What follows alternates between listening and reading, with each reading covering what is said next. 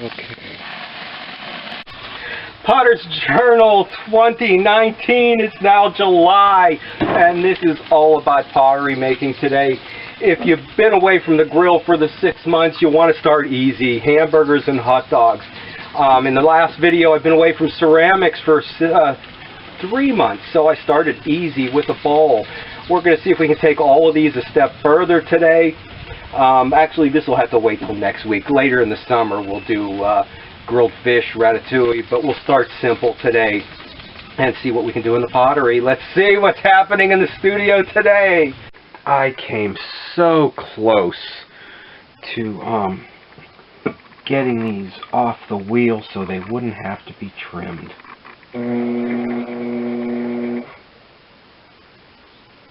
And I just spin that till it touches one hand. It usually stops just past your hand, and then move it this way a little bit to get it centered. Yeah, you know, undercut with the rib with my wooden tool that's specially formed, but it came so close.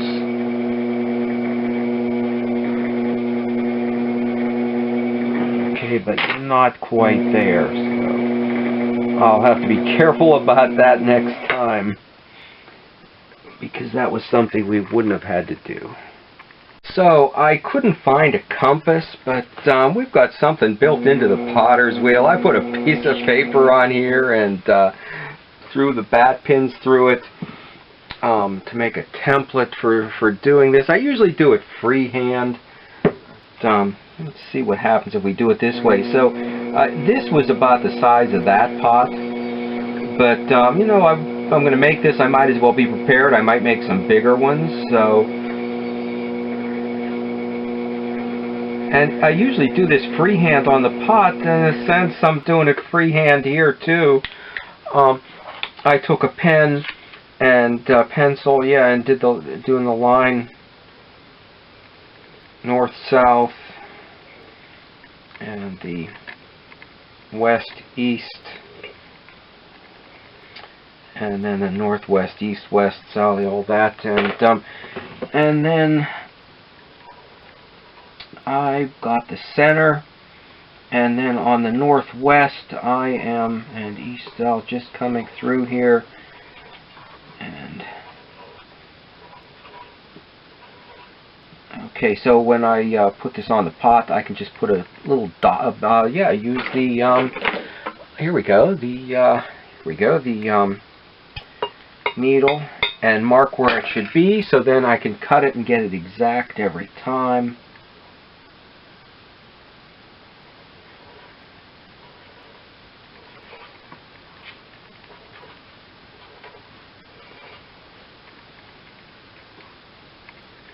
And you know, this one has the holes. The way I did it here, they're really close.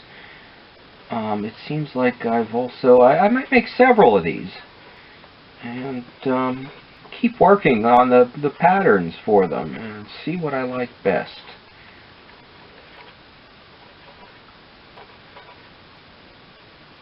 And then the next batch of them, if I still do it on that line, they start to yeah, look like they're following that circle, so I do it in between the line.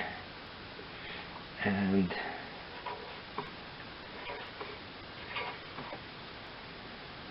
I will transfer this template into the journal, but first, before I use it, let's take a look at how I did that freehand last winter. I can put a couple little lines in there. I think I've done it this way before, and get a more even spacing. Okay, and I'm just using, okay, ceramic hole puncher. I've also used a drill. In the end, this is cleaner and neater. Okay, and I've been experimenting or trying to come. This is a new design, so for many years I did a production line where everything was exactly the same. So once the design was developed, you didn't have to worry about how am I going to do them this time. And as of late, I've been doing a lot of just a very small, quick, easy selling one.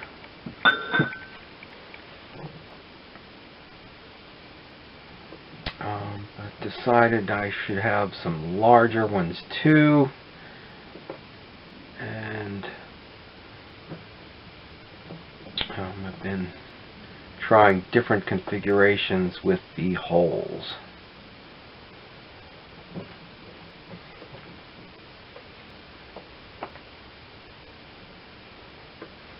On the small ones, I used to put a little strap handle, leather handle. I just poked 2 extra holes in the side, but yeah, it didn't seem necessary, since the main reason people like to buy them is because it was a cheap, inexpensive item. And on these, I'm going to make some, the larger ones here, I am going to make some drain dishes. It could be something that's attached to, it's something that a lot of people don't see or use or need as necessary. Maybe having a counter that drains into the sink like I do. I left one with only the drainage holes on the side, which seems to be another good way to do it, because even when they do, okay, this is, even when they do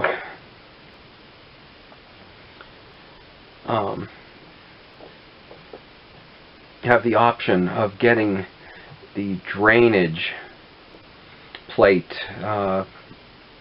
they sometimes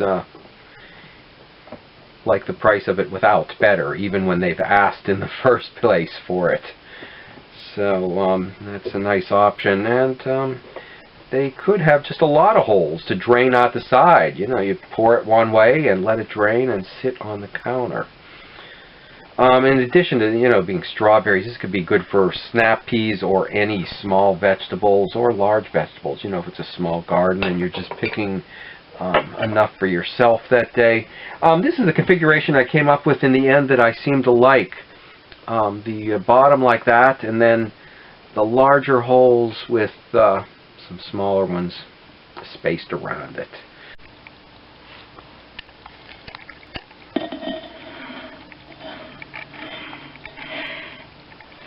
The template laid over top of the pot, we will just mark.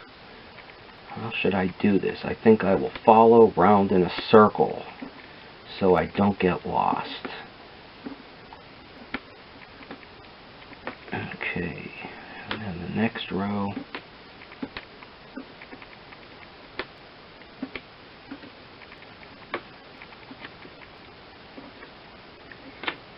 I think freehand is really the way I would more often or rather be doing it, but I do want to work out a number of different designs for these things, and maybe make some more refined pieces that I can charge a bit more for. So on those we might want more holes in it. And yeah, so for this one that I make to sell very cheaply, that really is only about a single serve or for a couple people with raspberries, I really don't want to go putting too many in there. On this one, I don't know what happened. I always do it freehand and they turn out fine. They went kind of, what's the term, Picasso on us. And I don't mind it here. This is American East Coast folk art piece with the blue cobalt. I think it really should be like that. So I think we got it right. So with this style, I've tried all kind of configurations this year. They look very close, and it looks like I've got it centered. So we will just put them in and see. I remember in a movie once hearing them say Wagons Going Out West movie, saying something about soaking the wheels. Well, I think this needs to be soaked because it's dried out in here, and when I push it in, okay, there, it doesn't stay in. So we're just using the hole punch freehand, or without the handle. Okay, so maybe I will do this the same way so I don't get lost going all over the place, and just follow it round in a circle. And on the first one, I had put the template down off center, so I just poked in on the line and then cut out going up to get it back in center, but that might have been easier than trying to place this so that you think that little dot is in the center. Yeah, because these are already coming out a little bit unevenly spaced. I see less space there, more space there, but I don't know. It is supposed to be handmade. They are supposed to look, have a human element in them. They're not supposed to look like they were made by a machine.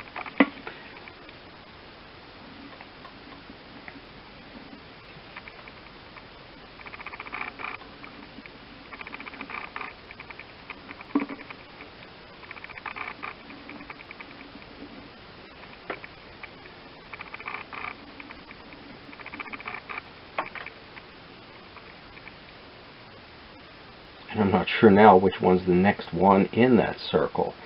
It looks like I'm seeing, with this configuration, a little bit of a star pattern here.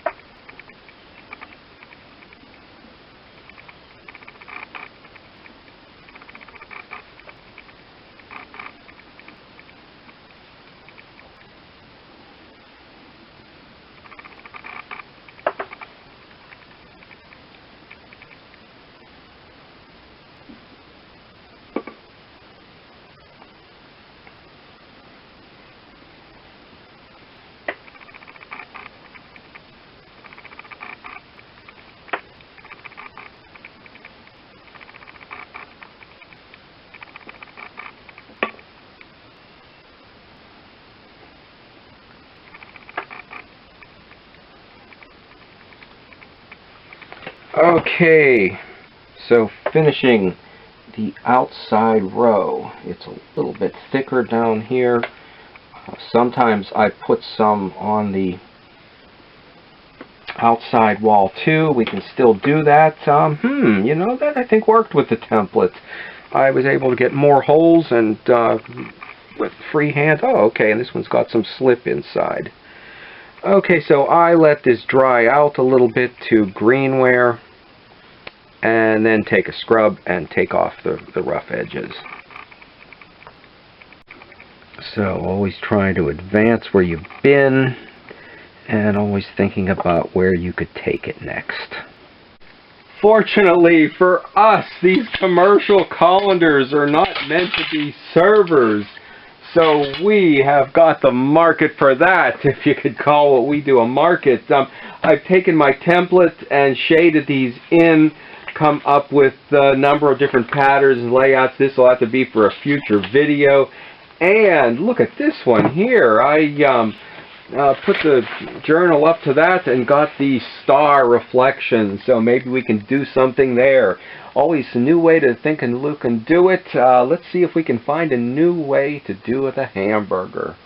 A lot of potential for going a lot of different ways for these berry colanders, even putting strawberries in them, just as the all-American hamburger. Okay, if you didn't see Potter's Journal Travels from Nicaragua and Costa Rica, avocado, onion, and tomato. Okay, a new take on the all-American hamburger.